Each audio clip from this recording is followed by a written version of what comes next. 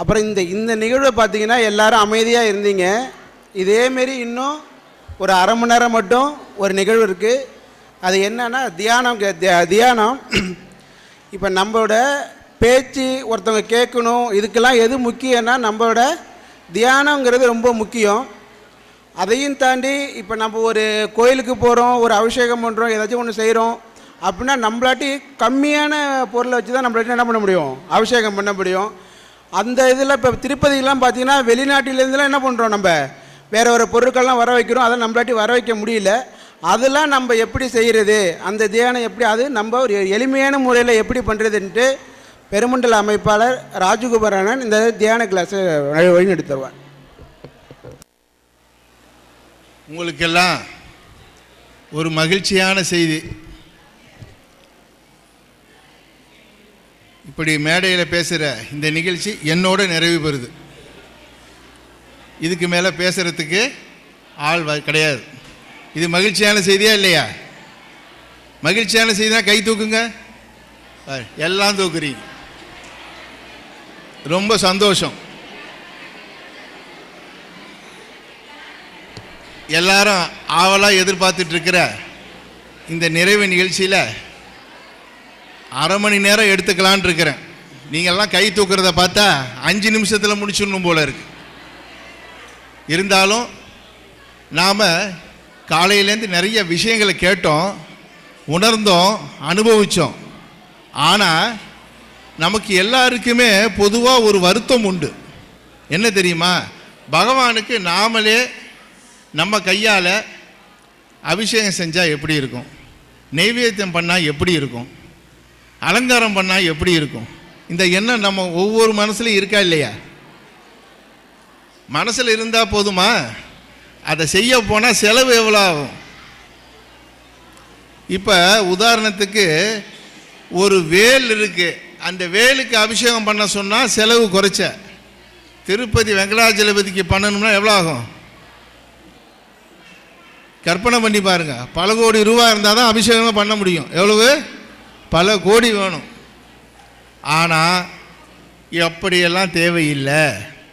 இறைவனை மனதால் நாம் அபிஷேகம் செய்ய முடியும்னு நிரூபித்து காட்டினவர் யார்? ஒரு நாயன்மார் இருக்கார், பூசலார். அவர் என்ன விலைக்கு, கிரவுண்டு விலைக்கு வாங்கி கொத்தனாரை கூப்பிட்டு எஸ்டிமேட் போட்டு கல், மண், ஜல்லி, போக்குவரத்து செலவு, சாப்பாடு, வர்ணம் பூசுறது, கும்பாபிஷேகத்துக்கான சாமான்களை தயார் பண்ணுறது, இவ்வளோத்தையும் அவர் பண்ணுறதா இருந்தால் பல கோடி ரூபா தேவைப்பட்டிருக்கும். ஆனால் அவர் காலத்திலேயே அந்த பகுதியினுடைய ராஜா கோயில் கட்டினார். இவர் தன் மனதால் கோயில் கட்டினார். இப்படி மனதால் ஒரு நல்ல விஷயத்தை நினைத்து அதற்காக நாம் நேரம் கொடுத்தா அதுக்கு பேர் தியானம். தியானம் என்ன செய்யும் அப்படின்னா நம்மை பலப்படுத்தும். தியானம் உடலை ஆரோக்கியம் பண்ணும், மனசை சுத்தம் பண்ணும். இது மட்டுமா? ஆன்மாவுக்கு வலு சேர்க்கும். தியானம் இறைவனுக்கு அருகிலே செல்லக்கூடிய ஒரு உபாயம், ஒரு கருவி. அப்படிப்பட்ட தியானத்தை ஓம் அப்படின்னு சொல்லி 2 கையை நீட்டி மடக்கி உட்காந்துட்டு தியானம் பண்ணுறது ஒரு வகை. ஆனால் நாம் பண்ணக்கூடிய, இன்னைக்கு பண்ணக்கூடிய இந்த தியானம் விசேஷமானது. எப்படிப்பட்ட விசேஷம்? நாமளே இப்போ எல்லாரும் உட்காந்து தியானம் பண்ண போகிறோம். அது ஈஸி, கண்ணை முடிங்க அப்படின்னா தியானம் பண்ணிடலாம். ஆனால் நான் சொல்ல சொல்ல நீங்கள் ஒரு காரியம் பண்ணணும். என்னென்னா, உங்களுக்கு இஷ்ட தெய்வம் இருக்கும், குல தெய்வம் இருக்கும், பிடிச்ச தெய்வம் இருக்கும். அந்த தெய்வத்தை மனசில் நினச்சிங்க. ஆனால் நான் சொல்கிற விஷயத்தையெல்லாம் நீங்கள் உங்கள் தெய்வத்துக்கு செய்யுங்க. இது வசதி தானே? இதில் ஏதாவது செலவு இருக்கா? நினைக்கிறது தானே. ஏன் நினைக்க சொல்கிறோம்? நினைத்தால் முக்தி. அண்ணாமலையை நினைச்சா முக்தி. கேள்விப்பட்டிருக்கோமா இல்லையா? சொல்கிறோமா இல்லையா? நினைத்தால் முக்தி. அப்போ நினைத்தால் முக்தின்னா யார்? அருணாச்சலத்தில் சொன்னோம். அப்படி தான் இப்போ நாம் நம்ம குலதெய்வத்தை நினைக்க போகிறோம். அதன் மூலம் ஒரு பரவச நிலை அடைய போகிறோம். அது மட்டும் இல்லை, இப்படி ஒரு விஷயம் இருக்குது, இப்படி கூட ஒரு பிரார்த்தனை பண்ணலாம், செலவில்லாமல் பண்ண முடியும், அதையும் இறைவன் ஏற்றுக்கொள்வான். சரியா? இப்போ அதுக்கு நீங்கள்லாம் எப்படி ஒத்துழைக்கணும் அப்படின்னா, நீங்கள் உங்கள் கண்ணை மூடி நான் சொல்ல சொல்ல தியானம் பண்ணணும். இந்த கண்ணை மூடும்போது உங்களுக்கு ஒரு சிக்கல் இருக்குது. என்னன்னா, நம்ம பக்கத்தில் இருக்கிறவர் கண்ணை மூடினாரா இல்லையான்னு அடிக்கடி பார்க்கக்கூடாது. உங்களை சொன்னது உங்களை கண்ணை மூடி இருக்க சொன்னால் பக்கத்தில் இருக்கிறவங்க கண்ணை மூடினாங்களா இல்லையா அந்த சந்தேகம் வரக்கூடாது. கையில் குழந்தைகள் வச்சிருக்கிற தாய்மார்கள், பெரியவங்க, அந்த குழந்தைங்களால் தியானத்தில் உட்கார முடியாது. 2 நிமிஷம் கூட அவங்களால உட்கார முடியாது. அதனால் அந்த குழந்தைங்கள ஒன்று பின்னாடி சப்தம் இல்லாமல் பார்த்துக்க முடியுமா? முயற்சி பண்ணுங்கள். ஏன்னா மற்றவர்கள் நிஜமாகவே தியானம் பண்ணி இந்த விஷயத்தை பலனை அனுபவிக்கணும்னு நினைக்கிறப்ப நாம் அதுக்கு இடையூறாக இருக்கக்கூடாது. இப்போ குழந்தைங்க தனித்தனியாக உட்காந்துருக்கீங்க சேரில், நீங்கள் கூட கண்ணை மூடிட்டு இதை காதால் கேளுங்க போதும். இப்போ காலையிலேருந்து நிகழ்ச்சியில் இவங்க பேசுனாங்க, நாம் கேட்டோம். ஆனால் இப்போ நீங்கள் என்ன செய்யணுங்கிறத நான் சொல்ல நீங்கள் செய்யணும். இது இந்த ஒத்துழைப்பு உண்மைதான் அப்படிங்கிறத எப்படி தெரிஞ்சுக்கலான்னா, இப்போ நான் ஓம் சொன்னோன்னே நீங்கள் தியானத்துக்கு வந்துடுவீங்க, எல்லாம் உட்காருவீங்க. சத்தம் இருக்குதான்னு உங்கள் காதுக்கே கேட்கும். மற்ற சத்தம் கேட்டாலே இன்னும் யாரும் சரியான ஒத்துழைப்பு கொடுக்கல அப்படிங்கிறது உங்களுக்கு தெரியும். இப்போ நான் பேசிகிட்டு இருக்கப்ப அந்த பகுதியில் பார்த்தீங்கன்னா இன்னும் பேச்சு இருக்குது. ஆனால் ஏன்னா நான் சொல்கிற விஷயம் அவங்க காதுக்கு போகலை. போயிடுச்சுன்னா அவங்களும் தியானத்தில் உட்காரலாம். அங்கே குழந்தைகள் அதிகம். குழந்தைகள் நீங்கள் தான் ஒத்துழைப்பு கொடுக்கணும். இப்போ நம்ம அந்த தியான முறைக்கு போவோம். இந்த தியானத்தினுடைய ஒரு விசேஷம் என்னென்னா, இந்த தியானம் நீங்கள் உங்கள் வீட்டில் ஒரு 15 நிமிஷம் 10 நிமிஷம் கூட இது மாதிரி நீங்கள் செய்ய முடியும். பூசலார் செய்த காரியத்தை நம்மாலும் செய்ய முடியும். அவர் செய்தது பல நெடுங்காலம் செய்தார். நமக்கு அவ்வளோ காலங்கள் பொறுமையாக உட்காந்து செய்யறதுக்கான நேரம் கால சூழல் நமக்கு இல்லை. அதனால் நாம் கிடைத்த நேரத்துலலாம் அந்த தியானத்தை பயன்படுத்துவோம் அப்படின்னு சொல்லி நாம் தியானத்தை துவங்குவோம். இப்போ ஓம் சொல்லுவேன், நாம் நம்ம கண்ணை மூடணும், அடுத்தவங்க கண்ணை மூடப்படாது. நம்ம கண்ணை நாம் மூடிப்போம், தியானத்துக்கு போவோம். இது சரியாக ஒரு 1/2 மணி நேரத்தில் முடிச்சிடும் உங்களோட ஒத்துழைப்போட. முடிஞ்ச பிறகு தான் இப்படி ஒரு வழிபாட்டு முறை இருக்குது அப்படிங்கிற ஒரு சந்தோஷம் உங்களுக்கு நிச்சயம் கிடைக்கும். இப்போ தியானத்துக்கு போவோம். 3 முறை ஓம் சொல்கிறேன், நீங்களும் திருப்பி சொல்லிவிட்டு நீங்கள் தியானத்துக்கு வந்துடுங்க. ஆனால் நானும் தியானத்தில் உட்காந்துட்டேன்னா யார் பேசுறது? ஆக நான் தியானத்தில் இருக்க மாட்டேன், நான் சொல்லுவேன், நீங்கள் கேட்டு மனதாலேயே நீங்கள் எந்த தெய்வத்தை நினைக்கிறீங்களோ அந்த தெய்வத்தை இப்போவே முடிவு பண்ணிங்க. 3 ஓம் சொன்ன பிறகு நாம் தியானத்தை தொடங்குவோம். ஓம்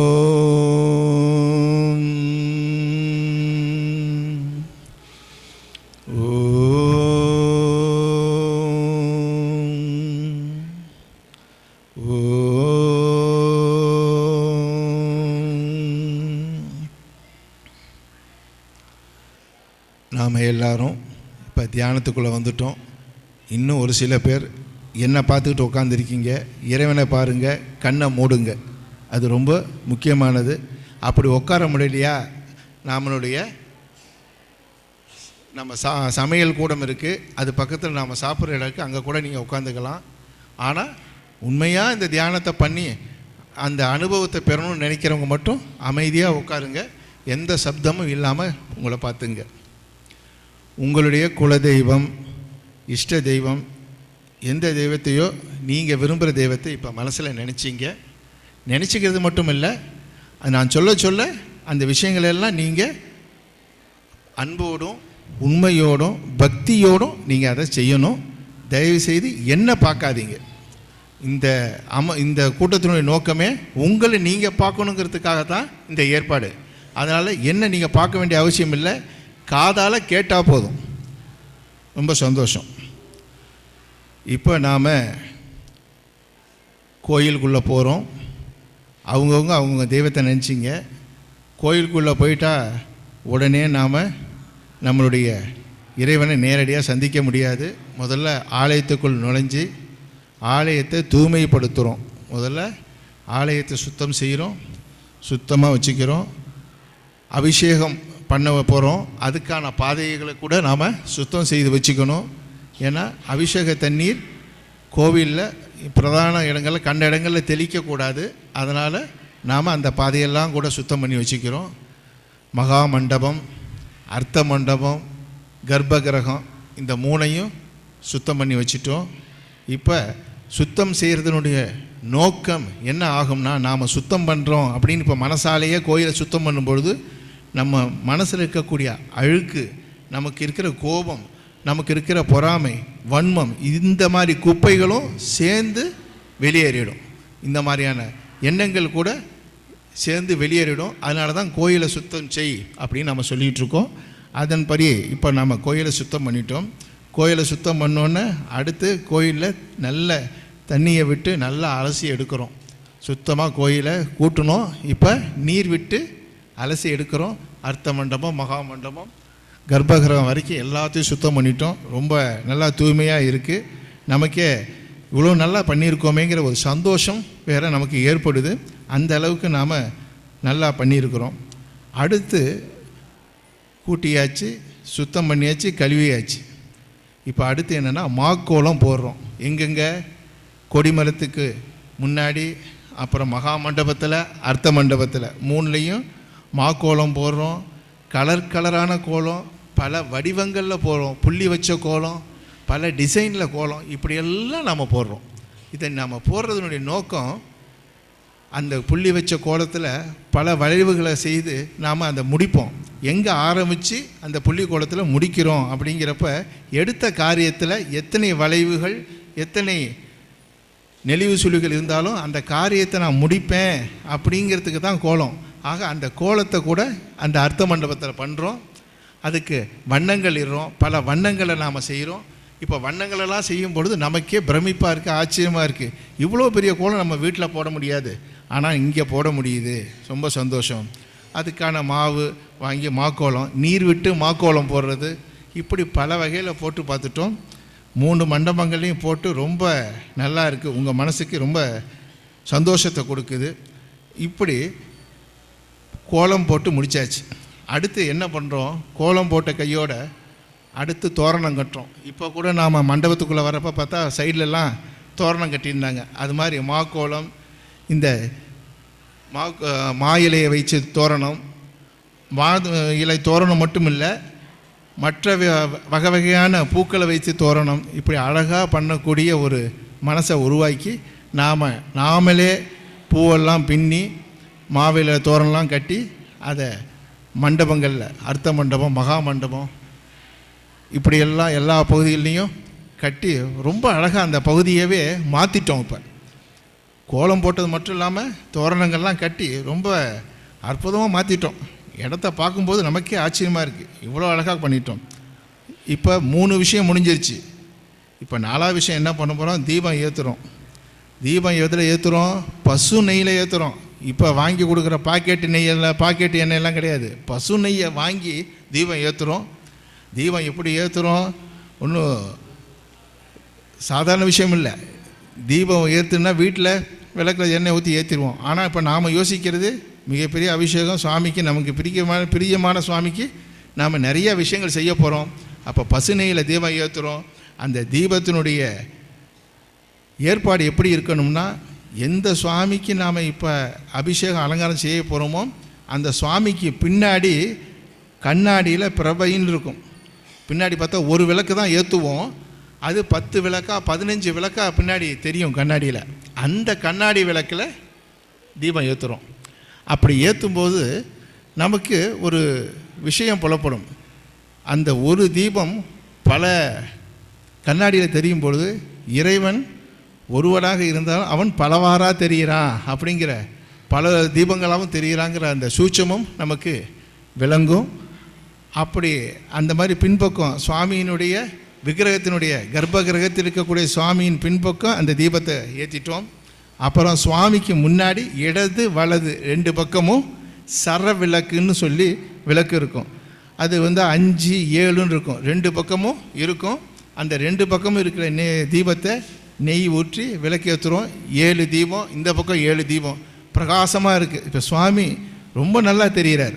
அப்படி சரவிளக்கு தீபத்தையும் ஏற்றிட்டோம். இப்போ சரவிளக்கு தீபம் ஏற்றும்போது கர்ப்பகிரகம் முழுக்க ஒரு வெளிச்சமாகவும், அதே சமயம் நாம் என்னெல்லாம் நினச்சோமோ அதை செய்ய போகிறோமேங்கிற ஆனந்தமும் நமக்கு ரொம்ப சந்தோஷத்தை கொடுக்குது. அது மட்டும் இல்லை, அந்த கர்ப்பகிரகத்துக்கு வெளியில் பார்த்திங்கன்னா நுழைவாயில், கர்ப்பகிரகத்தோட நுழைவாயிலில் ஒரு மாலை மாதிரி ஏற்பாடு பண்ணியிருப்பாங்க விளக்குகள் ஏற்றுறதுக்கு. அந்த மாலை மாதிரி இருக்கக்கூடிய அதில் 108, 508 விளக்குகள் இருக்கும். அத்தனையும் நம்ம நெய்யை ஊற்றுறோம், திரியை வைக்கிறோம், ஏற்றுறோம். ஒரு பெரிய மாலையை, விளக்கு மாலையே இறைவனுக்கு சாத்தின மாதிரி இருக்கும். அப்படி ஒரு அற்புதமாக இருக்கும். ஆக நுழைவாயில், கர்ப்பகிரகத்தோட நுழைவாயில், உள்ளார சரவிளக்கு, சுவாமிக்கு பின்னாடி தீபம், இப்படி மிக பிரகாசமாக ஏற்றிட்டோம். இப்போ நம்ம கண் முன்னாடி தெரிகிறது விளக்கு ஜோதி, இறைவன் ஜோதி ரூபமானவன் அப்படிங்கிறதுக்கு எடுத்துக்காட்டாக இந்த விஷயத்தை நாம் செய்கிறோம். அதை செஞ்சிட்டோம். இது எப்படி இருக்குன்னு நம்ம மனசில் தோணும். அதனால் என்ன செய்யணும், இந்த விளக்குகளெல்லாம் ஏற்றிட்டு ஒரு 10 அடி பின்னாடி நின்று போய் பார்க்கணும். நீங்களே இப்போ பார்க்குறீங்க, இப்படியே பின்பக்கமாக போகிறீங்க, ஒரு 10 அடி நின்று பார்க்குறீங்க. கர்ப்பகிரகத்தோட நுழைவாயில் இருக்கிற அந்த 108, 1008 விளக்கு, அதுக்கப்புறம் உள்ளே இருக்கிற விளக்கு, சுவாமிக்கு பின்னாடி இருக்க விளக்கு ரொம்ப அற்புதமாக இருக்குது. ஆக இப்போ விளக்குகள் எரியறத பின்னாடி கொஞ்சம் 10 அடி பின்னாடி தூரத்தில் நின்று பார்க்குறப்ப அவ்வளோ அற்புதமாக இருக்குது. சரி, இதெல்லாம் இவ்வளோ அருமையாக நாமளே செஞ்சுருக்கோமே, இதை ஒரு வீடியோ காட்சி எடுத்து அல்லது செல்ஃபோனில் எடுத்திருந்தா நல்லா இருக்குமே, தேவையில்லை. உங்கள் மனசு தான் மிகப்பெரிய கண்ணாடி. அந்த கண்ணாடியில் நீங்கள் பதிய வைங்க, அது காலத்துக்கும் உங்களோடையே இருக்கும். அப்படி நீங்கள் இந்த வேலையை செய்திருக்கீங்க. இது சாதாரண விஷயம் இல்லை. இதை ஏன் நாம் இந்த தியானத்தில் சொல்கிறோம்னா, இந்த தியானத்தில் தான் நாம் நம்ம விருப்பத்துக்கு ஏற்ற மாதிரி எல்லாத்தையும் செஞ்சுக்க முடியும். ஆனால் இது உண்மையும் கூட. இறைவனை மனதால் நினைத்தால் முக்தின்னு சொல்லும்போது நினைத்து செய்கிறோம் ஒவ்வொரு காரியத்தையும்.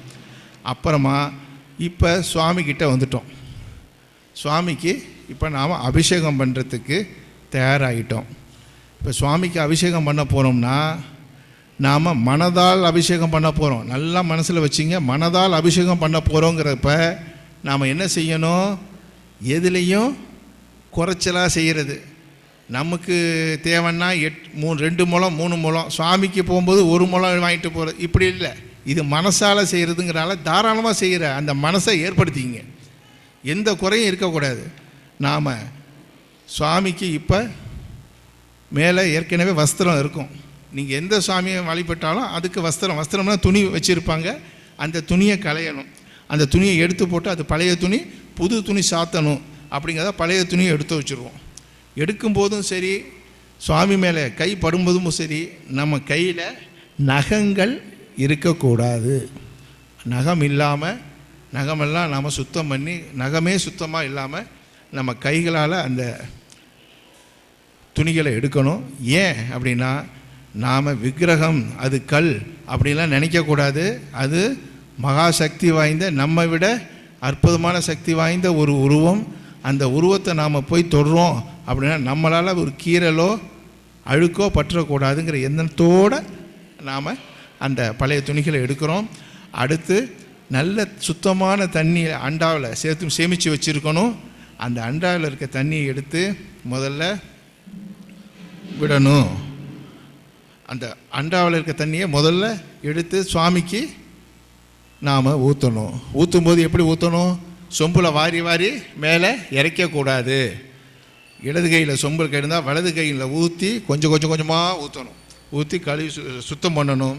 சுத்தம் பண்ணிவிட்டு நல்லெண்ணெய் எடுக்கணும். நல்லெண்ணெயை நாம் தியானத்தில் இப்போ நாம் செய்கிறதுனால நல்லெண்ணெயை பல லிட்டர், ஒரு 5 லிட்டரோ 10 லிட்டரோ வாங்கி நாம் முழுமையாக அந்த விக்கிரகத்தில் ஊற்றி நாம் அதை சுத்தமாக எல்லா பகுதியிலையும் நல்லெண்ணெய் படும்பொறியாக அந்த விக்கிரகத்தில் நாம் ஊற்றுறோம். இப்போ நல்லெண்ணெய் ஊற்றியாச்சு. நல்லெண்ணெய் ஊற்றின கையோட நாம் அடுத்த அபிஷேகம், இப்போ அபிஷேகத்தை தொடங்க போகிறோம். இவ்வளோ நேரம் பண்ணது ஏற்பாடு. சுவாமியினுடைய வஸ்திரத்தை எடுத்துட்டு நல்லெண்ணெய் ஊற்றுறது தான் ஏற்பாடு. அடுத்து இப்போ நம்ம செய்ய போகிறது மாவு பொடி. மாவு பொடியை தண்ணியில் கரைச்சி சுவாமி மேலே ஊற்றணும். அந்த சுவாமிக்கு ஊற்றும் பொழுது அந்த பயபக்தியோடு ஊற்றுறோம். நமக்கு பிரியமான சுவாமியை இவ்வளோ காலம் நம்மளால் செய்ய முடியல, இன்றைக்கி நாம் செய்கிறோம் அப்படிங்கிற எண்ணத்தோடு அந்த மாவு பொடியை கரைசல் கலைஞ்சி நாம் இப்போ ஊற்றுறோம். ஊற்றின பிறகு இப்போ ஊற்றியாச்சு. திரும்பி நாம் நல்ல தண்ணி எடுத்து திரும்பியும் சுவாமிக்கு அபிஷேகம் பண்ணுறோம். அப்போ அந்த மாவு பொடி என்ன செய்யும், அதில் இருக்கிற கொஞ்சம் பிசுபிசுத்தன்மை அந்த எண்ணெயோடு கலந்து அந்த மாவு பொடி அந்த விக்கிரகத்தை சுத்தம் பண்ணி நமக்கு கொடுக்கும். அடுத்து மஞ்சள் தூளை தண்ணியில் சொம்பில் கரைச்சி சுவாமிக்கு அபிஷேகம் பண்ணுறோம். அபிஷேகம் பண்ண திரும்பியும் நாம் என்ன செய்கிறோம், நன்னீரால் நல்ல தண்ணியால் திரும்பி கழுவுறோம். சுவாமி மேலே ஊற்றி அபிஷேகம் பண்ணுறோம், சுத்தம் பண்ணுறோம். அடுத்த எடுத்துக்கிற விஷயம் திரவிய பொடி. இப்போ திரவிய பொடியை கையில் எடுத்துட்டோம். திரவிய பொடியை நல்லா தண்ணியில் கரைச்சி சுவாமிக்கு அபிஷேகம் பண்ணுறோம். அபிஷேகம் பண்ணிவிட்டு திரும்பி நம்ம என்ன செய்கிறோம், இப்போ அதே மாதிரி நல்ல தண்ணி எடுத்து திரும்பி ஊற்றி அந்த திரவிய பொடியை அபிஷேகத்தை முடிக்கிறோம். அடுத்து மாசு சக்கரம் என்று சொல்லக்கூடிய வெள்ளை கரைசல், சர்க்கரை கரைசலை நல்லா தண்ணியில் கரைச்சி அதை எடுத்து சுவாமிக்கு நாம் அபிஷேகம் பண்ணுறோம். வெள்ளை கரைசல் 100 200 இல்லை, 1 கிலோ 2 கிலோ வெள்ளை கரைசல் நல்லா ஊற்றி. ஏன்னா நாம் இப்போ பண்ண போகிறது என்ன, தியானத்தின் மூலம் அபிஷேகங்கிறப்ப செலவை பற்றி கவலை இல்லை. நல்லா சந்தோஷமாக 2 கிலோ 5 கிலோ வாங்கி நல்லா கரைச்சி ஊற்றுறோம், சுவாமிக்கு அபிஷேகம் பண்ணுறோம். திரும்பி நன்னீர் எடுத்து ஊற்றுறோம். இப்போ தேன், இப்போ மது என்று சொல்லக்கூடிய தேன் அபிஷேகம், இது ஒரு முக்கியமான அபிஷேகம். தேன் அபிஷேகம் 50 கிராம் 100 கிராமில் வாங்கி ஊற்றுறது கிடையாது. நல்லா 1 லிட்டர் 2 லிட்டர் தேன், சுத்த தேனை, மலை தேனை வாங்கி அழகாக ஊற்றுறோம். அது அப்படியே சுவாமியினுடைய கிரீடத்து தலையிலிருந்து பாதம் வரைக்கும் இடது பக்கம் வலது பக்கம் எல்லா பகுதியிலையும் நாம் ஊற்றுறோம். ரொம்ப அற்புதமாக முழுமையாக ஊற்றிட்டோம்.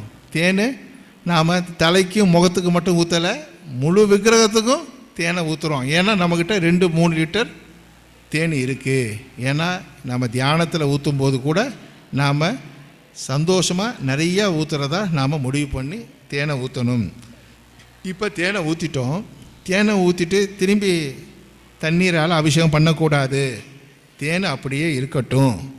அடுத்து நாம் என்ன செய்ய போகிறோம், தேனோட சிரம் என்று சொல்லக்கூடிய பசும்பால், சீரம் என்று சொல்லுவாங்க, அந்த சீரம்ங்கிற பசும்பாலை பாக்கெட் பால் பயன்படுத்தக்கூடாது, வேண்டாம். நாம் இப்போ தியானத்தில் பண்ணுற பால் பசும்பாலாகவே இருக்கட்டும். பசும்பால் எவ்வளவு, 1 லிட்டர் 1/2 லிட்டர் இல்லை, 1 கேன். ஏன்னா தியானத்தில் பண்ணும்போது என்னைக்கு நாம் குறைவாக பண்ணணும், நிறைவாகவே பண்ணுவோம். 1 கேன் ஃபுல் கேன் பால்காரர் கொண்டு வர ஃபுல் கேனில் எடுத்து அபிஷேகம் பண்ணுறோம். தேனுக்கு அப்போ கையோடு எதை பண்ணுறோம், பால் அபிஷேகம் பண்ணுறோம். இப்போ பாலாபிஷேகம் நடக்குது.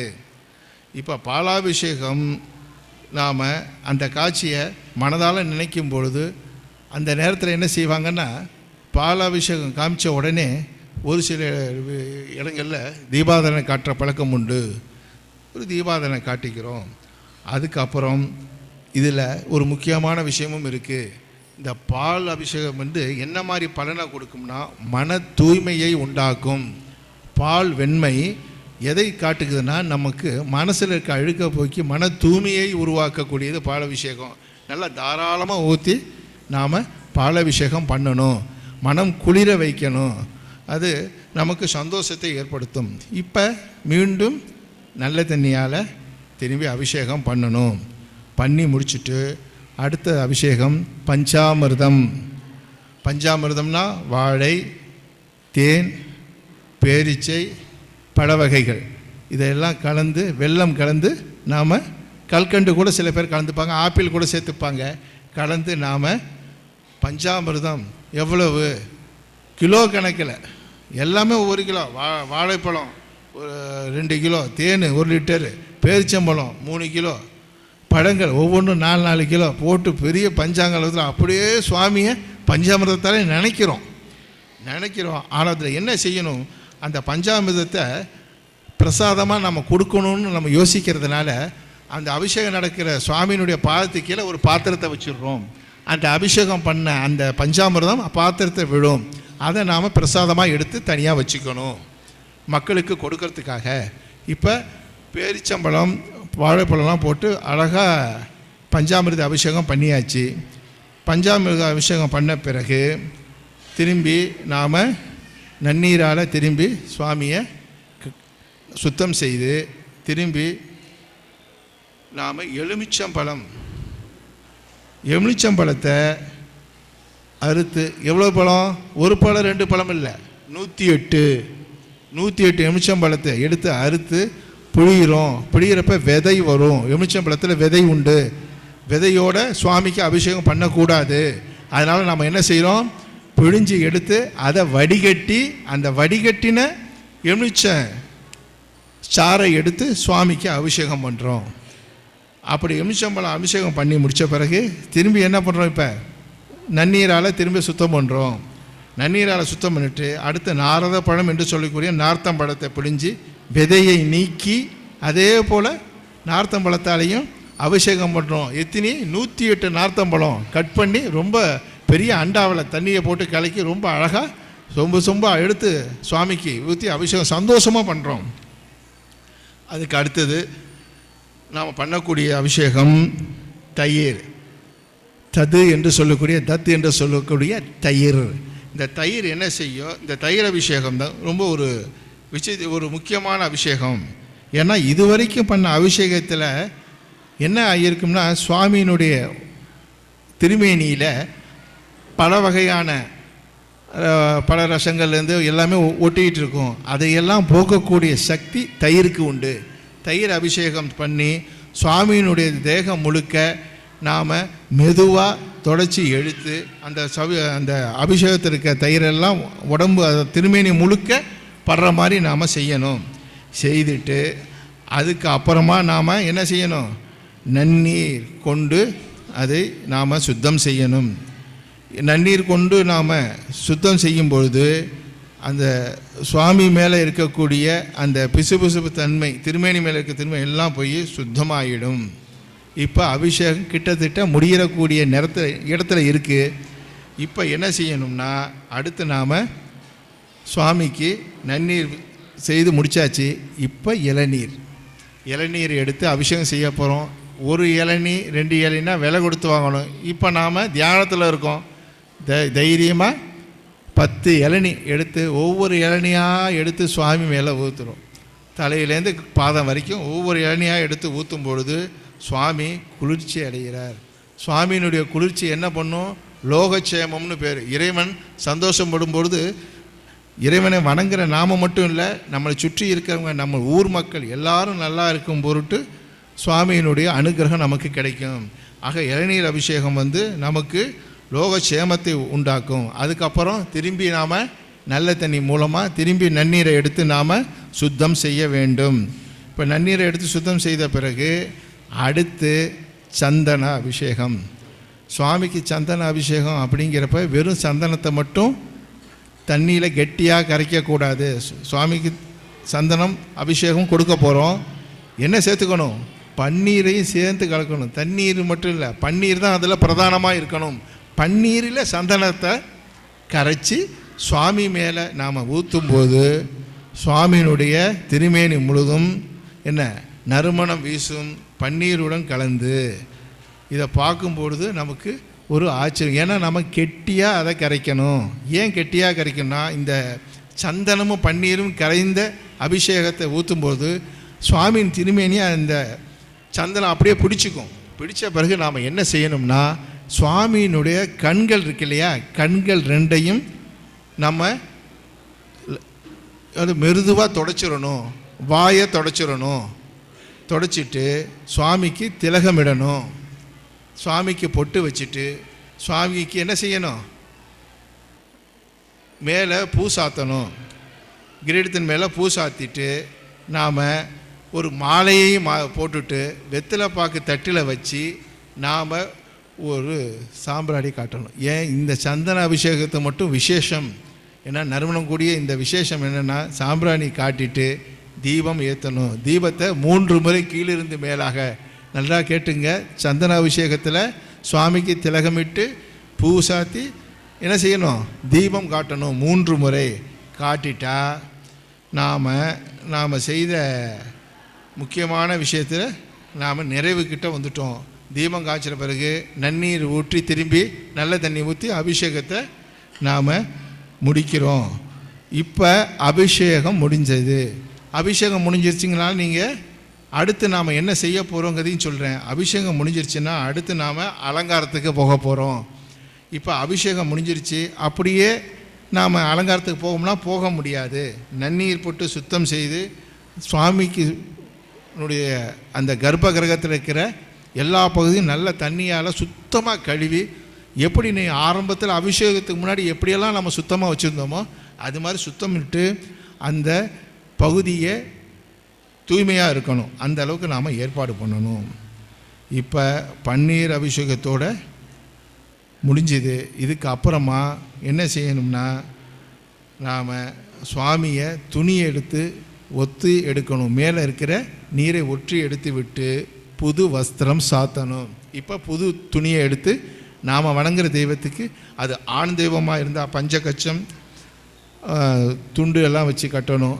பெண் தெய்வமாக இருந்தால் புடவை, பட்டு புடவை கூட சாத்தணும். என்ன மாதிரி பட்டு புடவை, பல ஆயிரக்கணக்கில் விலைக்கு வாங்கின பட்டு புடவை சாத்தினா எப்படி இருக்குமோ அந்த மாதிரி உயர்ந்த பட்டில் நாம் அம்பாளுக்கு புடவை சாத்துறோம்.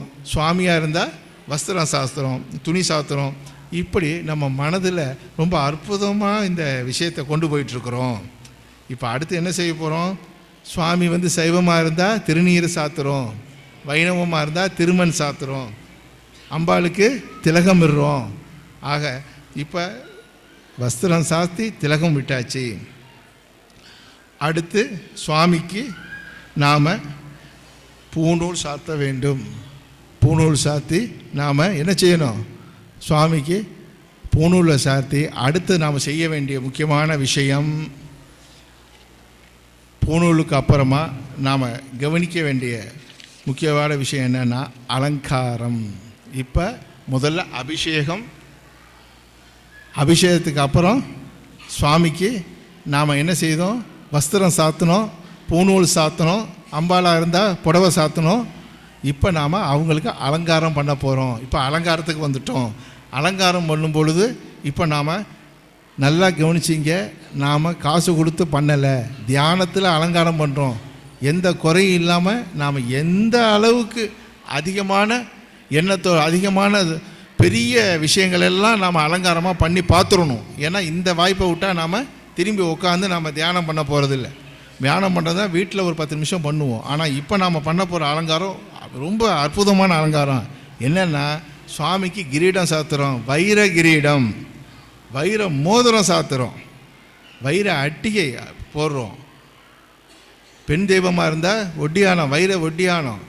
இந்த மாதிரி நம்ம எண்ணத்தில் உயர்ந்த விஷயங்களை செய்யும் பொழுது தான் நமக்கு மனதளவில் ஒரு பக்குவம் ஏற்படும். என்னென்னா நாமளும் இதை செய்தோம், இதை செய்து சாதித்து இறைவனை அடைந்த பெருமக்கள் இருக்கிறாங்க, அவங்க மாதிரியே இப்போ நாமளும் செய்கிறோம். அதனால் நாம் இதில் கொஞ்சம் கூட யோசிக்காமல் ரொம்ப மனதினத்தோடு இந்த மாதிரியான உயர்ந்த வஸ்துக்களை பொருட்களை நாம் சுவாமிக்கு சாத்துறோம். அடுத்து மாலை அலங்காரம் பண்ணியாச்சு, கிரீடம் வச்சாச்சு, பாதத்தில் கொலுசு, தங்க கொலுசும் மாட்டியாச்சு. இப்போ என்ன செய்ய போகிறோம், அடுத்து மாலை. மாலை எப்படிப்பட்ட மாலை, தாமரை மாலை, மல்லி, முல்லை, அதே மாதிரி சம்மங்கி, அரளி, இப்படி விதவிதமான மாலைகளை நாம் சுவாமிக்கு சாத்துறோம். அந்த சாத்துறப்பையும் ஒரு குறைவு கிடையாது. தாமரையா 108, யோசிக்கிறதே இல்லை. மல்லியா பல முழம் வாங்கி சாத்துறோம். அதே மாதிரி ரோஜா மாலையா 1008 ரோஜா சொல்லிட்டு மாலை போட்டு சாதுறோம். என்னத்துக்கு? ரொம்ப நம்மளுடைய எண்ணத்தின் வழியாக நம்ம இறைவனை கொண்டு போகிறோங்கிறப்ப அதில் நாம் எந்த விதமான இதுவும் நமக்கு தேவையில்லை. இவ்வளோ குறைவாக செய்கிறோமே, அதெல்லாம் நிறைவாக செய்யுங்க, இறைவனை சந்தோஷப்படுத்துங்க இந்த எண்ணத்தால். ஏன்னா நினைத்தால் இறைவன், அவ்வளோதான். நினைக்கிறோம். அப்போ மாலையும் சாத்தியாச்சு. அடுத்தது என்ன செய்ய போகிறோம்? ஊதுபத்தி ஏற்றணும். சந்தன ஊதுபத்தி ஒரு கட்டு வாங்கி அந்த கர்ப்பகிரகத்தில் வச்சு ஏற்றுறோம். 3 முறை சுற்றணும் தீபத்தை. அந்த ஊதுபத்தியை 3 முறை ஒரு கட்டு எடுத்து கொளுத்தி சுற்றும் போது என்ன, அந்த கர்ப்பகிரகம் முழுக்கவே அந்த சந்தன நறுமணம் வீசும். அடுத்து நாம் தூபம் காட்ட போகிறோம். தூபம் எப்படி? அடுப்பு கரியில் சாம்பிராணியை போட்டு நாம் தூபம் காட்டுறோம். நிறைய அடுப்பு கறி பெரிய கரண்டியில் எடுத்து அடுப்பு கறி போட்டு அது ரெடியாக கனல் நெருப்போடு இருக்கும்பொழுது சாம்பிராணியை போட்டு தூபம் காட்டுறோம். இப்போ தூபம் காட்டியாச்சு. இப்போ என்னென்ன சுவாமிக்கு அபிஷேகம் பண்ணோம், அலங்காரம் பண்ணோம், வஸ்திரம் சாத்தணும், பூமாலை சாத்தணும், தூபம் காமிச்சிட்டோம், ஊதுபத்தியும் காமிச்சிட்டோம். இப்போ அடுத்து சுவாமிக்கு வைக்க வேண்டியது முக்கியமான விஷயம்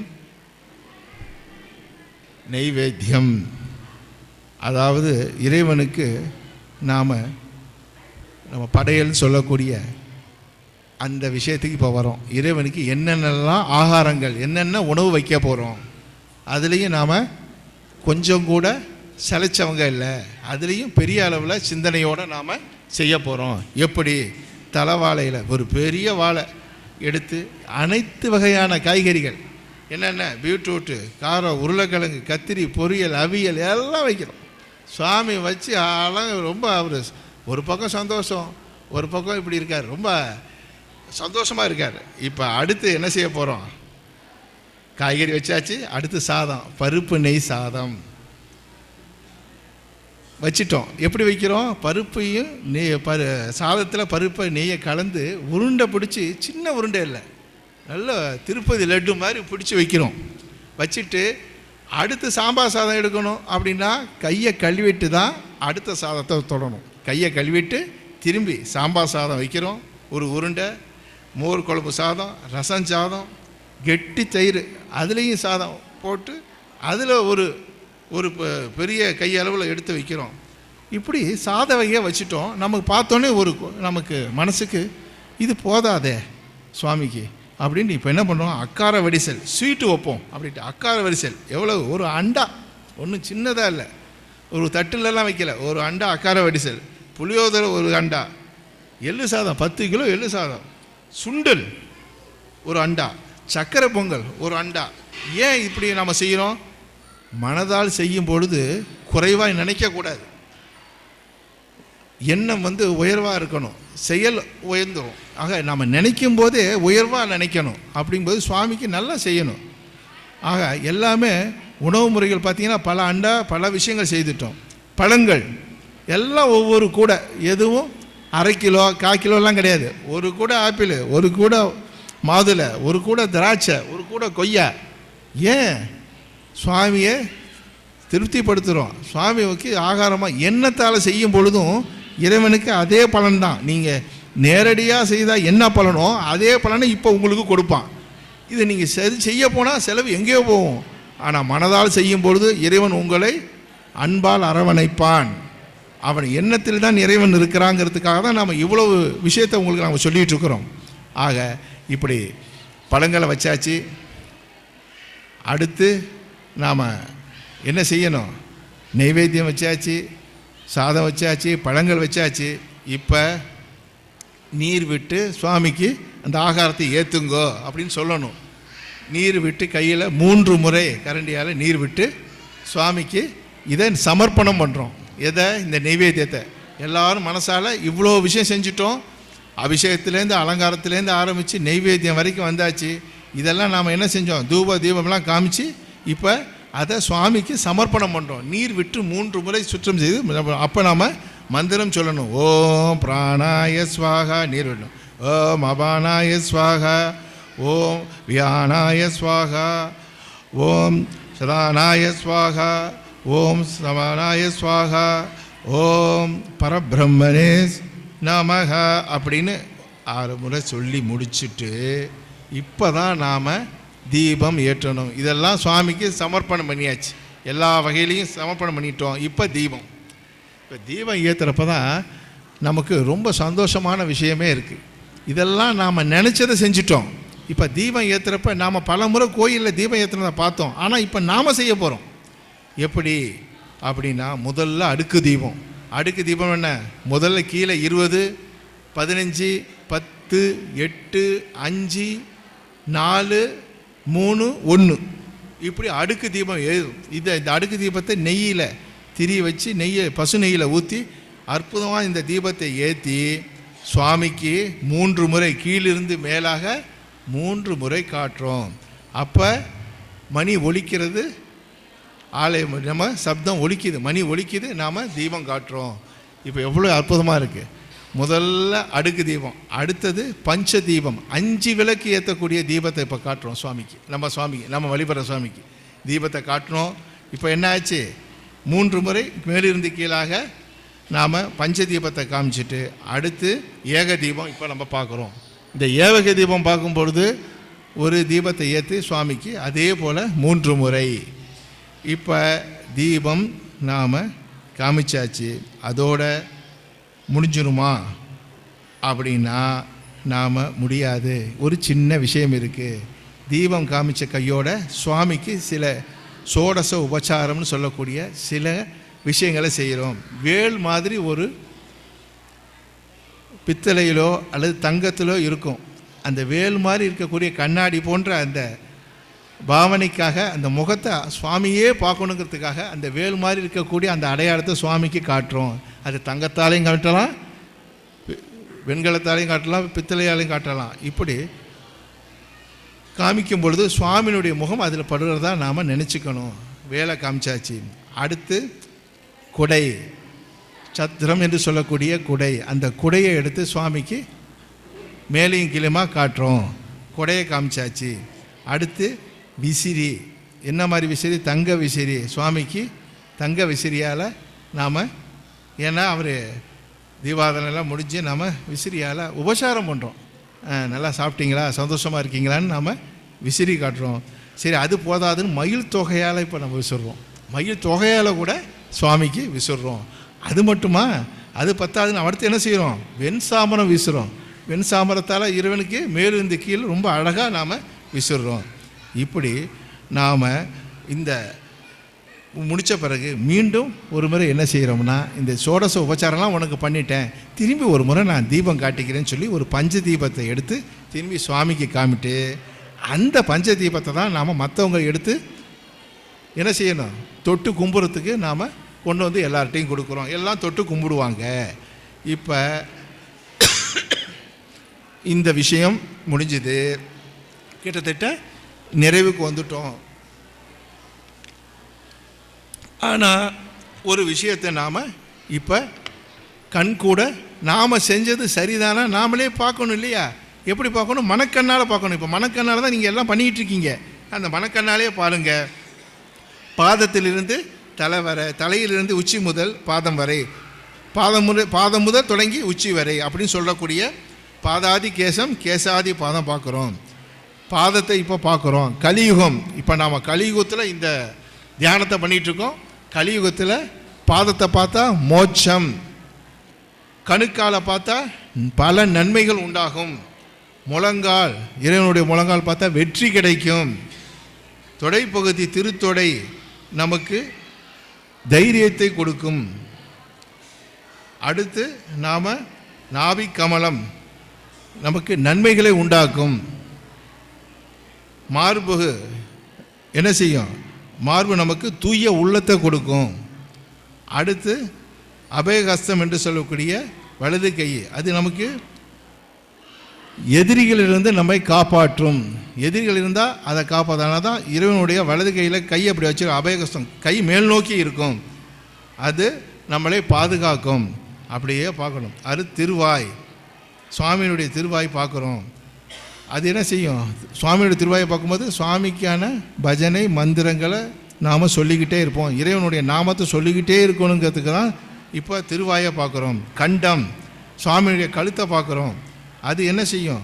இறைவனுடைய கழுத்தை நாம் தரிசனம் பண்ணும் பொழுது நமக்கு ஏற்பக்கூடிய விஷம் சம்பந்தமான நோய்கள், விஷம் சம்பந்தமான ஆபத்துக்களிலிருந்து நம்மளை காப்பாற்றும். அடுத்து நாம் பார்க்குறது மகர குண்டலம் என்று சொல்லக்கூடிய காது என்ன செய்யுது? மந்திரங்களை கேட்க சொல்லுது. இப்போ நாம் எப்படி எதன் மூலமாக, இந்த மகர குண்டலத்தின் மூலமாக தான் இப்போ நீங்கள் கேட்டுட்ருக்கீங்க.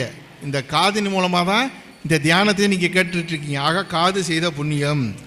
அடுத்து நெற்றி என்ன செய்யும்? நமக்கு முற்பிறவியினுடைய வாசனையை போக்கும். நாசி, மூக்கு என்ன செய்யும்? முற்பிறவியினுடைய வாசனையை போக்கக்கூடியது நாசி, அதான் நாசிகம் என்று சொல்லக்கூடியது. அடுத்து திருநெற்றி. நாம் அதில் தான் திருநீர் பூசுகிறோம், திருமண்ணிடுறோம், பொட்டு வச்சுக்கிறோம், திருநீர் பூசிக்கிறோம். அது என்ன செய்யும்னா நமக்கு வெற்றியை உண்டாக்கும். கண்கள் பாவத்தை போக்கும். இறைவனுடைய கடைக்கண் பட்டாலே போதும், நம்மளுடைய பாவங்கள் போகும்னு நாம் சொல்லியிருக்கிறோம், நாம் கேட்டிருக்கிறோம். ஆக நாம் வணங்குற தெய்வத்தினுடைய கண்கள்லேருந்து நாம் என்ன செய்கிறோம்? பாவத்தை போக்கிக்கிறோம். இப்போ இறைவனை பாதத்திலிருந்து நெற்றி வரைக்கும் நம்ம வந்துட்டோம், முழுமையாக பார்த்துட்டோம். அதை 3 முறை அதை நினைத்து பார்க்கணும். கண்ணை மூடி நினச்சி பார்த்துக்கிட்டே இருக்கிறோம்.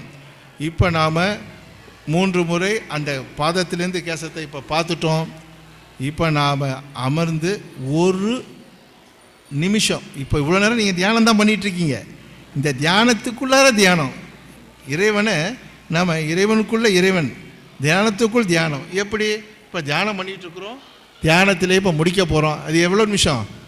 ஒரு 30 அரை நிமிஷம் மௌனமாக இருந்து நீங்கள் செஞ்சதெல்லாம் இப்போ நினச்சி பாருங்கள். இவ்வளோ செலவு பண்ணி நாம் நினச்சிட்ருக்குறோம். இந்த தியானம் பண்ணணும். தியானம் பண்ணுறப்ப இப்போ நாம் என்ன செய்யணும்? இப்போ தான் நீங்கள் முக்கியமான விஷயம் செய்யணும். இப்போ உங்கள் ஒவ்வொருத்தவங்களும் உங்கள் குடும்பத்தில் பல பிரச்சனைகள் இருக்கும், அல்லது பல விஷயங்களை அடையணும்னு நினச்சிருப்பீங்க. தொழில் ரீதியாக, இடமோ, திருமணமோ, பதவியோ, பொருளாதாரமோ, எல்லாத்துலேயும் நம்ம நல்லா இருக்கணும்னு நினைப்போம். உடல் நோய் நீங்கள் இந்த மாதிரியான பிரார்த்தனை இப்போ இருந்தால் இப்போ நினச்சிங்க. ஒரு 30 செகண்டு. தொழில் விருத்தி எல்லாத்துக்குமே நல்லது. இப்போ அமைதியாக ஒரு 30 செகண்டு.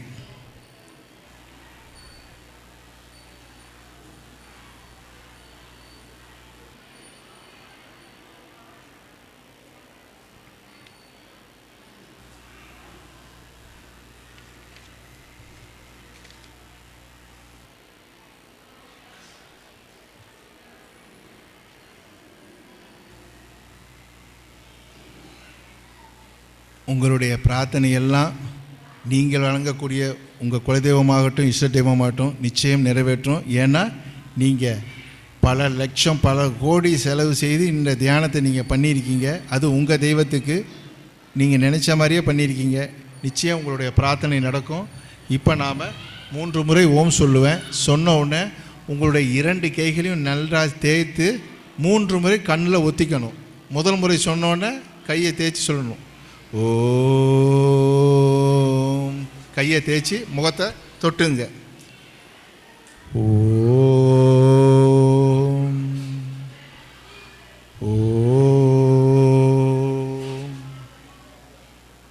பிரார்த்தனை நிறைவேறிச்சு. எல்லாரும் இப்போ கண்ணை விழிக்கலாம். இப்போ இந்த அனுபவம் உங்களுக்கு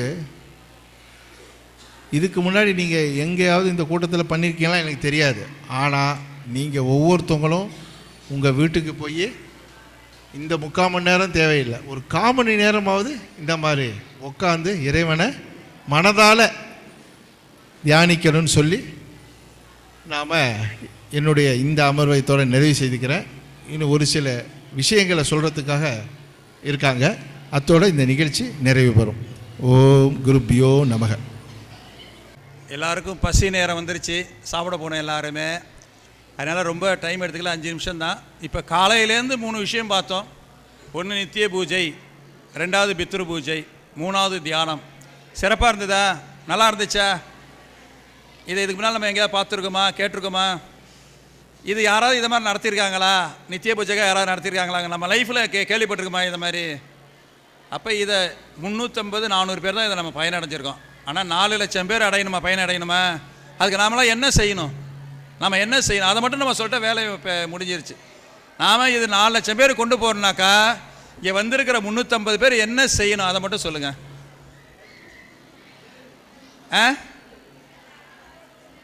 எப்படி சொல்லணும்? இதை யார் சொல்லி கொடுத்தது நமக்கு? தர்ம ரக்ஷண சமிதி. அப்போ நம்முடைய கிராமத்தில் தர்ம ரக்ஷண சமிதி, கிராம சமிதி அமைக்கணும். 12 பேர் கொண்ட குழு இருக்கணும். மாதத்துக்கு ஒரு நாள் மீட் பண்ணணும். 29 நாள் உங்கள் குடும்பத்துக்கு வச்சுங்க. 29 நாள் உங்கள் தொழில் பாருங்கள். ஒரு நாள் சமிதிக்கு வரலாம்ல? நல்ல விஷயத்துக்கு கூடலாமா கூடக்கூடாதா? கூடி நீங்கள் தெரிஞ்சுக்கிட்ட நீங்கள் அவங்கள இந்த மாதம் நித்திய பூஜை சொல்லிக் கொடுங்க, அடுத்த மாதம் பித்ரு பூஜை சொல்லிக் கொடுங்க, அதுக்கு அடுத்த மாதம் தியானம் சொல்லிக் கொடுக்கலாமா கூடாதா? அப்போ அந்த கிராமமே நெறிப்படுமா படாதா? அப்போ இதை தான் நம்ம செய்ய போகிறோம். எல்லாரும் இதோடு முடிஞ்சிருச்சுன்னு நினைக்கக்கூடாது. எல்லாருடைய பேர், செல்ஃபோன் நம்பர் இருக்குது, உங்களை தொடர்பு கொள்வோம். நீங்கள் அடுத்த மாதத்துக்குள்ளே உங்கள் கிராமத்தில் 12 பேர் கொண்ட குழு அமைச்சு ஒவ்வொரு மாதமும் இந்த 1 3 மாதத்துக்கு 3 இதை செய்கிறீங்க.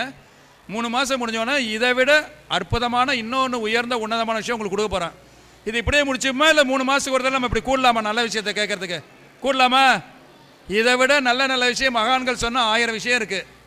நாம் திரும்பவும் கூட போகிறோம். 3 மாதம் இல்லை, 6 மாதத்துக்கு ஒரு தடவை. இந்த 6 மாதத்துக்குள்ளே உங்கள் கிராமத்தில் நீங்கள் குழுவை அமைச்சு இதை நீங்கள் கொண்டு போயிடணும்.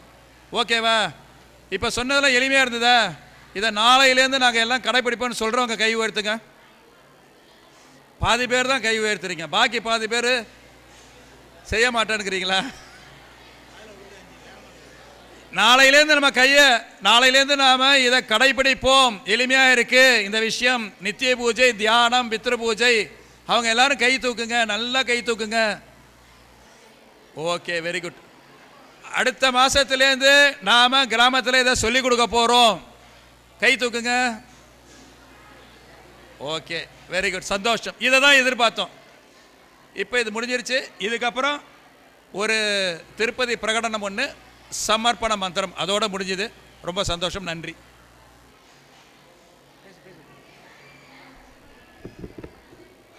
அனைவருக்கும் வணக்கம். சவுண்டு கேட்குதா? அமைதியாக இருக்கிறவங்க தானே சவுண்டு கொடுக்குறேன். சவுண்டு வரலையே.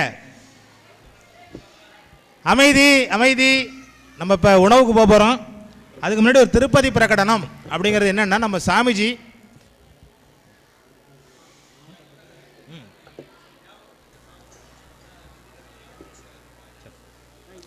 இந்த காலையிலேருந்து நம்ம இந்த சிறப்பு பூஜைகள்லாம் பார்த்தோம். ஒரு அருமையான அமர்வு நடந்தது. இந்த விஷயம் எல்லாம்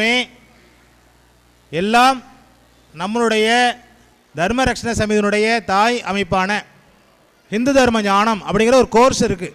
ஒரு 12 புக்கு கொண்ட ஒரு கோர்ஸ் இருக்குது. வாசலில் வச்சுருக்காங்க அம்மா. அங்கே அம்மா வச்சுருக்காங்க. திருவண்ணாமலையிலேருந்து நம்மளுடைய அலுவலகம் திருவண்ணாமலையில் இருக்குது, தலைமையிடம்.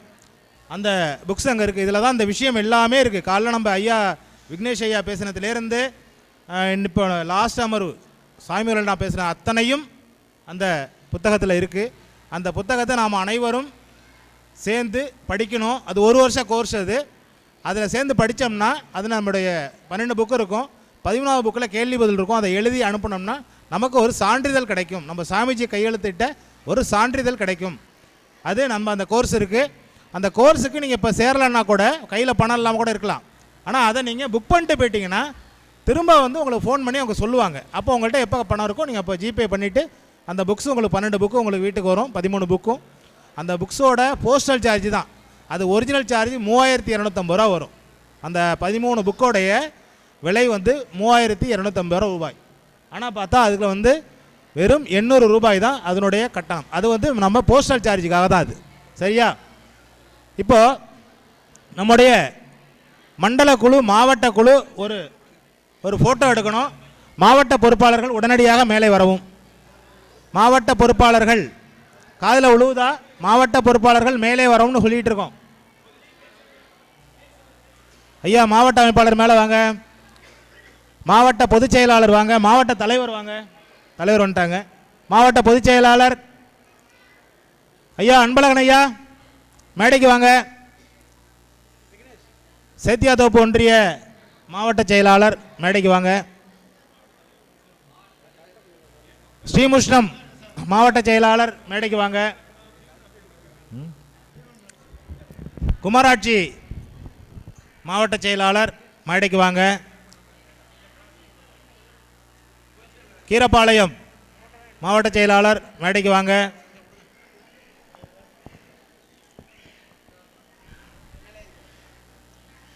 காட்டுமன்னார் கோவில் மாவட்ட பொறுப்பாளர் வந்துட்டாங்க. ஐயா வந்துட்டாங்க. மேடைக்கு வாங்க. ஐயா அன்பழகன் ஐயா வாங்க, மேடைக்கு வாங்க. உங்களை தான் அழைச்சிட்டு இருக்கோம், சீக்கிரம் வாங்க. இந்த நிகழ்ச்சிக்கு ரொம்ப பேருதவியாக ஒவ்வொரு ஒன்றியத்திலையும் பேருதவியாக இருந்தாங்க. அதில் வந்து நம்ம சேத்தியத்தோப்பு ஒன்றிய சார்பாக அவங்க வந்துருங்க. அதுமாதிரி நம்ம ஸ்ரீமுஷ்ணம் ஒன்றியம் சார்பாக அம்மா உங்களோட வந்தாங்களா, அவங்க பேரை கூப்பிடுங்க. ஆ இல்லை நம்ம அங்கே இதுக்கு வந்தாங்களா, அவங்க பேர் ஆண்டாளம்மா, மேடைக்கு வாங்க. ஸ்ரீமுஷ்ணம். ஏன்னா அவங்களாம் நாங்கள் வந்து நம்மளாம் சில பேர் வெக்கப்படுவோம், இந்த ஒரு விஷயம் போய் கேட்கணுன்னா கூட வெக்கப்படுவோம். நான் கண்கூட பார்த்தோம் அதெல்லாம். அவன் எங்களோட வந்து வீடு வீடா 20 ரூபா இறங்கினதெல்லாம் நான் கண்கூட பார்த்தோம். அவங்களாம் அந்த உழைப்புக்கான ஒரு இதுதான், வேறு ஒன்றும் கிடையாது. எல்லாருமே ஸ்டேஜ் ஏற்றி எல்லாம் ஃபோட்டோ எடுக்கணும் ஆசை தான் எங்களுக்கு. அதில் ஒன்றும் எல்லாரையும் குறை வைக்கல.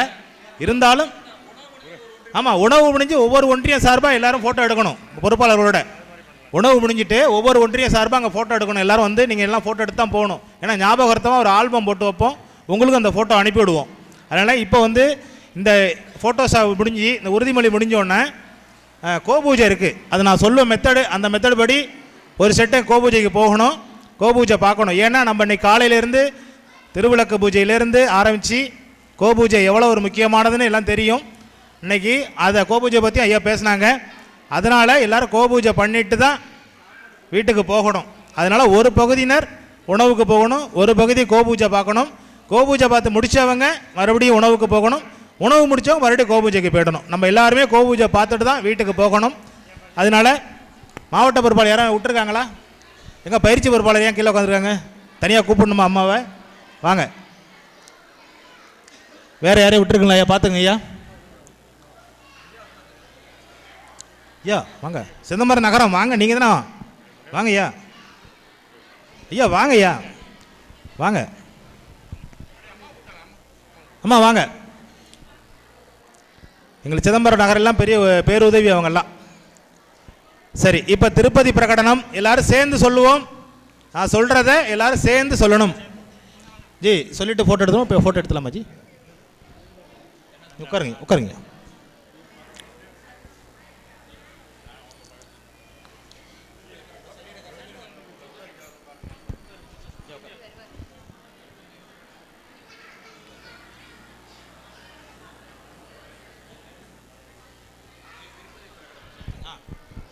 சேர்ந்து சொல்லுவோம். திருப்பதி பிரகடனம். பூஜ்ய ஸ்ரீ தயானந்த சரஸ்வதி சுவாமிகள் 15/7/2006 அன்று திருப்பதியில் அங்கு கூடியிருந்த திரளான மக்களிடம் இந்த பிரகடனத்தை வெளியிட்டு அதனை அனைவரும் ஏற்று கடைபிடிக்குமாறு ஊக்குவித்தார். இங்கு கூடியுள்ள இந்துக்களாகிய நாங்கள் நம் நாட்டில் இந்து தர்மத்திற்கு எதிரான பிரச்சாரங்களை அல்லது செயல்களை செய்யும் எந்த ஒரு குழுவிற்கோ ஸ்தாபனத்திற்கோ மதத்திற்கோ ஊடகங்களுக்கோ அல்லது அரசியல் சக்திகளுக்கோ நேரடியாகவோ அல்லது மறைமுகமாகவோ எங்கள் ஆதரவை அளிக்க மாட்டோம். இந்த நாட்டிலும் பிற இடங்களிலும் உள்ள அனைத்து இந்துக்களும் இந்த திருப்பதி பிரகடனத்தை ஏற்று ஆதரவளிக்குமாறு கேட்டுக்கொள்கிறோம். அனைத்து இந்து மத அறநிலையங்களும் இந்து அமைப்புகளால் மட்டுமே நிர்வகிக்கப்பட வேண்டும், அரசாங்கத்தால் அல்ல. மதசார்பற்ற அரசாங்கம் அனைத்து இந்து மத அறநிலையங்களையும் அதன் பிடியில் இருந்து விடுவிக்க வேண்டும் என்று நாங்கள் விரும்புகிறோம். திருப்பதி பிரகடனத்துடன் இந்த உறுதிமொழியையும் நாம் எடுத்துக்கொள்வோம். பாரதம் ஒரு உயிருள்ள ஜீவன். நமது வேதங்கள் புனிதமானவை. நமது பகவத்கீதை புனிதமானது. நமது இலக்கியம் புனிதமானது. நமது பொட்டு அதாவது திலகம் புனிதமானது. நமது நடனம் புனிதமானது. நமது இசை புனிதமானது. நமது கலாச்சாரம் புனிதமானது. நமது வாழ்க்கை முறை புனிதமானது. இந்து மதத்தில் பிறந்ததற்காக நான் மிகவும் பெருமைப்படுகிறேன். எந்த ஒரு காரணத்திற்காகவும் நான் மதம் மாற மாட்டேன் என்றும் எனது குடும்பத்தினர், உறவினர் மற்றும் நண்பர்களையும் மதம் மாறாமல் பாதுகாப்பேன் என்றும் உறுதி மேற்கொள்கிறேன். உறுதி மேற்கொள்கிறேன். உறுதி மேற்கொள்கிறேன். ஒரு நிமிஷம் ஃபோட்டோ எடுத்துறோம். அம்மா கீரபாளையம் தானம்மா நீங்கள்? ஆமாம், எல்லா ஒன்றியத்தை கூப்பிட்டேன் மேலே. கீரபாளையம் சொல்லாமல் விட்டுட்டேனா? வாங்க மேலே வாங்க. ஃபோட்டோ எடுத்துட்டு அம்மா சமர்ப்பண மந்திரம் இருக்கு, உட்காருங்க ஒரு நிமிஷம். அதுக்குள்ள நம்ம உணவு யார் அங்கே ஏற்பாடு இல்லையா? அங்கே கோபூஜை இருக்கு, மந்திரம் சொல்லணும். அப்படியே நில்லுங்க, அப்படியே நில்லுங்க அம்மா, அப்படியே நில்லுங்க. நிமிர்ந்து உட்காருவோம், சேர்ந்து சொல்லுவோம். உயிர் தழும் உணதே உடல் உயிர் மனமெல்லாம் உணதே என்னலும் உணதே இச்சையும் உணதே என் செயல் பயனெல்லாம் உணதே என் செயல் பயனெல்லாம் உணதே. ஓம் சாந்தி சாந்தி சாந்தி.